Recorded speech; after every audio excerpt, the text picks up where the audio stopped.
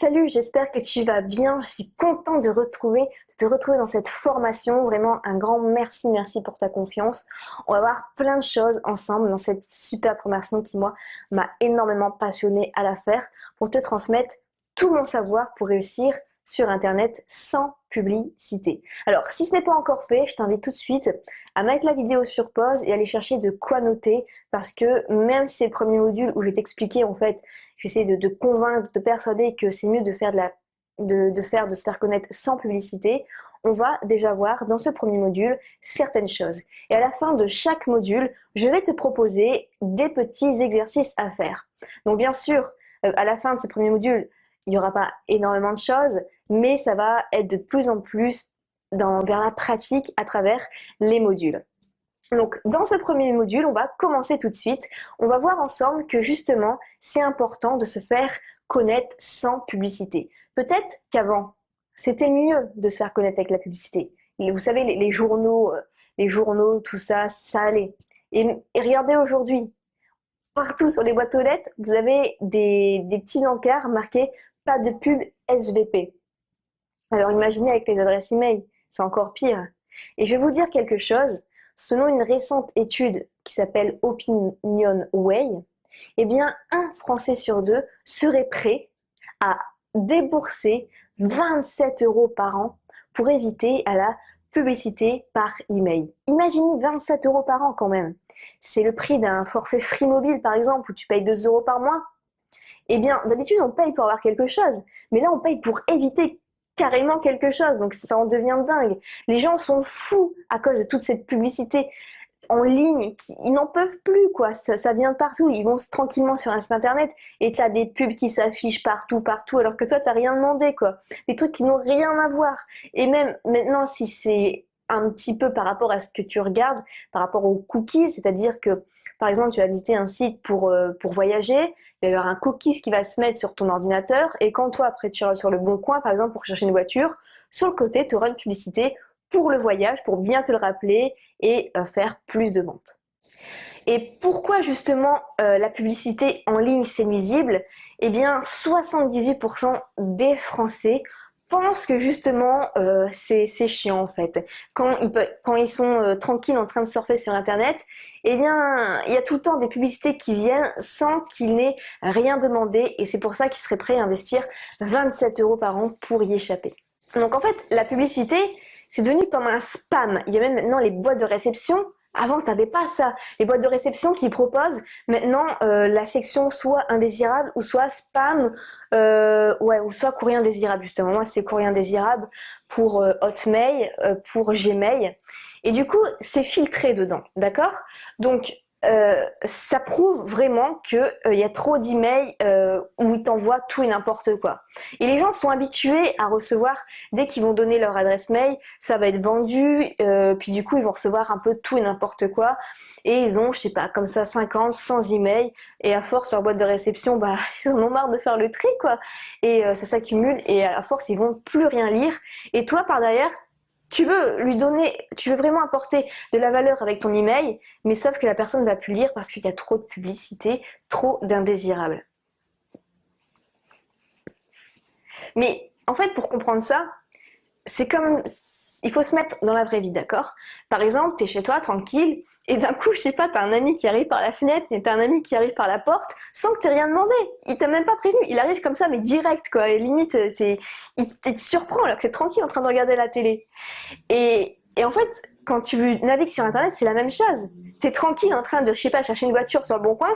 D'un seul coup, t'as une publicité avec «Bonjour, c'est Olivier de Carglass». Une publicité qui dit voulez-vous savoir comment j'ai gagné 100 000 € en investissant un seul euro?» Enfin, t'entends parler partout, les publicités, ça y va.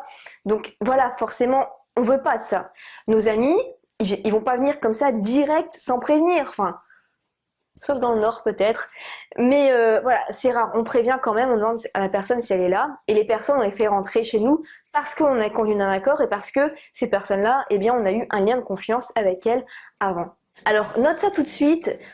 Pour éviter d'être dans les indésirables lorsque tu vas envoyer un email, je te conseille d'éviter les mots suivants. Nouveau, gratuit, à télécharger, iPhone, Apple, des sommes en chiffres, gratuit, je ne sais plus si je l'ai dit. Vous savez, tous les mots comme ça, en tout cas ces mots-là, c'est les principaux. Évitez de les mettre parce que les boîtes de réception vont directement filtrer déjà par mots-clés de l'objet email et vous êtes sûr en fait quasiment à 99% d'être directement dans les indésirables. Donc faites attention à ça. Donc après, bien sûr, il y a la publicité qui est un peu moins agressive, c'est-à-dire la publicité comme Google AdWords ou sur Facebook. Voilà, ça vient pas en spam directement, c'est juste une publicité sponsorisée. Donc c'est quelqu'un qui a payé pour être affiché en fait, être mis en avant en ligne. Mais le problème de ça, c'est que tu connais pas souvent la personne de cette publicité. Même si tu vas voir, souvent c'est un échec. C'est un échec, pourquoi? Parce que tu connais pas cette personne. Et on verra qu'après, pour acheter, il faut ce lien de confiance. Je sais que certains font des formations sur la vidéo hypnotique, sans montrer son visage, en se cachant, en mettant juste des liens affiliés d'autres personnes, juste avec la publicité.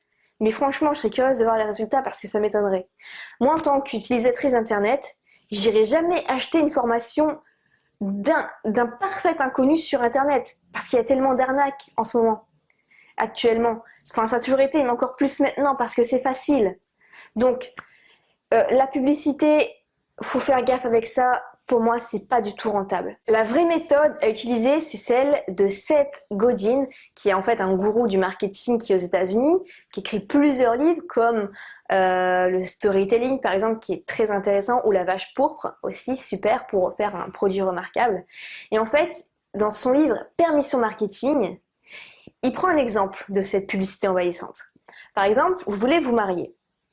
Eh bien, si vous faites comme la publicité envahissante, vous allez d'abord vous acheter un costume, vous allez louer une salle, tout va être prêt, mais il va juste vous manquer la personne. Et ce que vous allez faire, c'est que, habillé en costume, vous allez aller dans les bars, dans les soirées célibataires, et vous allez demander à chaque fois aux personnes si, direct, hein, est-ce que tu veux m'épouser? Comme, est-ce que tu veux m'acheter? Est-ce que tu veux acheter? Et bien forcément, la personne, elle voit quelqu'un arriver comme ça avec son costume, veux-tu m'épouser? J'ai déjà tout prêt. Tu dis, mais non, mais t'es qui toi? D'où tu sors? Non, non, ça se passe pas comme ça dans la vraie vie. Dans la vraie vie, d'abord, on rencontre la personne, on tisse des liens de confiance, on partage quelque chose, on partage des émotions, tout ça. Et après, il y a les sentiments qui vont venir, la confiance qui augmente encore, et ensuite, où on dit oui si la personne nous demande de s'engager avec elle. Donc ainsi pour ma chaîne qui s'appelle Web Étudiant, dont je t'ai déjà parlé plusieurs fois sur mes vidéos de ma chaîne YouTube, eh bien ce que j'ai fait, c'est que j'ai pas fait ma première vidéo en disant direct « Tiens, j'ai un produit, achète !» Non, ça se passe pas comme ça. J'ai d'abord proposé plusieurs vidéos gratuites, totalement gratuites, pour qu'il y ait ce lien de confiance, pour que les gens apprennent à me connaître, pour qu'ils me découvrent, pour qu'ils puissent savoir en fait ce que j'ai à leur proposer, ma façon de penser, ma façon d'expliquer. Et ensuite, bien longtemps après, je dirais à peu près 5-6 mois après, là j'ai sorti ma formation. Et comme les gens ont déjà appris à me connaître, qu'ils ont l'habitude de voir tout le temps ma tête en fait, qui savent comment je pense, comment je suis et que je suis quelqu'un de sérieux, eh bien j'ai fait plusieurs ventes et c'était beaucoup plus facile que de directement proposer un produit dans ma première vidéo. Et puis une chose aussi, il faut jamais penser qu'on connaît parfaitement son client avant de lui poser des questions. Parce que justement, si tu vas créer ta première vidéo en proposant directement un produit, ton produit, t'étais le chercher où? En toi? Parce que tu pensais que c'était ça le truc dont il cherchait? Mais non, franchement, non. Et d'ailleurs, j'ai une histoire à propos de ça. C'est en fait, voilà, je me disais, je vais commencer à créer une deuxième formation, la formation pour les étudiants. Et pour moi, je suis persuadée que le problème, c'est la mémoire.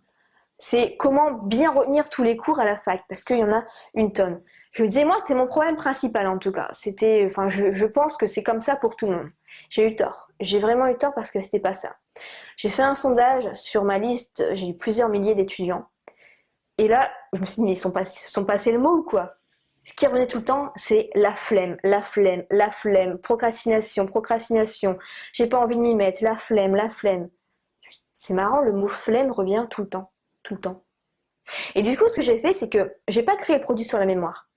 J'ai été demander un partenariat en affiliation avec quelqu'un qui avait déjà créé le produit. pour pas perdre de temps si jamais ça marchait pas, d'accord? Donc faites ça.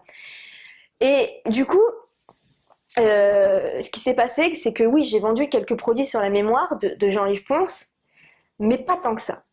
Et du coup, moi, après, avec le mot flemme, j'ai créé un produit qui s'appelle Vaincre la flemme de travailler chez soi en 5 étapes. Et là, alléluia, j'ai fait plus de 100 ventes en une semaine. Alors que je me serais totalement gourée en faisant un produit sur la mémoire, alors que voilà, je me disais, j'ai trop d'ego, je suis sûre que c'est ça, ça va marcher, alors que non, j'aurais perdu mon temps, mon argent, et en tout cas, faites ainsi. Ne pensez jamais connaître à 100% votre audience avant de leur poser des questions. Et ce qui est important aussi à retenir ici, à noter, c'est qu'il ne faut pas se concentrer sur l'argent que tu vas te faire avec ta chaîne YouTube ou avec ton blog ou ce que tu veux. C'est de te concentrer plutôt sur ce que veulent les clients. Et c'est ça le gros secret. J'ai lu des centaines de livres et les meilleurs qui réussissent, ils se concentrent sur les besoins des clients. Note ça également. Dis-toi à chaque fois, par exemple, si tu fais des vidéos YouTube, qu'est-ce que je pourrais faire de mieux dans ma prochaine vidéo, d'accord? Moi, par exemple, pour les formations, je me disais, mais qu'est-ce que je peux faire de mieux pour améliorer mes formations? Et voilà, j'ai choisi le côté professionnel. C'est venu petit à petit. D'abord, j'avais la caméra, ensuite j'avais le kit éclairage. Maintenant, j'ai le fond, j'ai le micro. À chaque fois, améliore petit à petit par rapport aux attentes de tes clients. Par exemple, on me demandait tout le temps ouais, est-ce que tu pourrais faire une vidéo sur la prise de notes? Je me disais, mais c'est débile, pourquoi ils me demandent ça? Après, j'en ai eu 2, 3, 4, 10, 50 qui me demandent ça. Je me dis, mais pourquoi? Et j'ai fait une vidéo, et c'est l'une de mes vidéos, en fait, les plus vues, avec, je crois, 15 000 vues en, je sais pas, 2, 3 mois, un truc comme ça. Donc, vraiment, adaptez-vous à ce que vos clients vous demandent et vous allez connaître le succès. Alors, bien sûr que c'est important de gagner de l'argent, mais ça ne doit pas être votre but principal. Par exemple, chez mes parents, j'ai ce qu'on appelle un poêle à bois. Vous savez, c'est comme une cheminée, quoi. Imaginez si au poêle à bois, je me mettais devant, puis je lui disais, bon ben, je te donnerai du bois seulement quand tu me donneras de la chaleur. Vous voyez un peu le truc?